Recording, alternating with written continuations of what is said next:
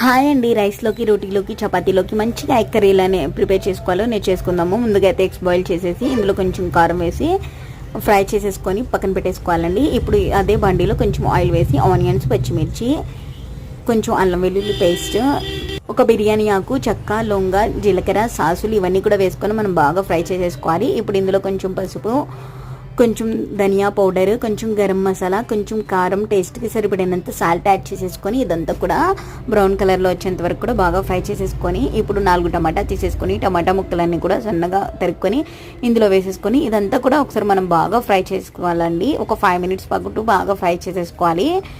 మూత పెట్టేసి ఇప్పుడు ఇదంతా మూత తీసి చూస్తే టమాటా అనేది బాగా స్మాష్గా అయిపోయింది కదా. ఇదంతా కూడా ఒకసారి బాగా స్మాష్గా చేసేసుకొని బాయిల్ చేసిన ఎగ్స్ అన్ని కూడా ఇందులో వేసేసుకొని ఇప్పుడు ఇందులో కొంచెం హాఫ్ గ్లాస్ వాటర్ యాడ్ చేసేసి మూత పెట్టేసేయండి. ఇప్పుడు ఇందులో కొంచెం కొత్తిమీర వేసేసి స్టవ్ అనేది ఆఫ్ చేసేయండి. అంతే, కర్రీ అయితే రెడీ అయిపోయిందండి.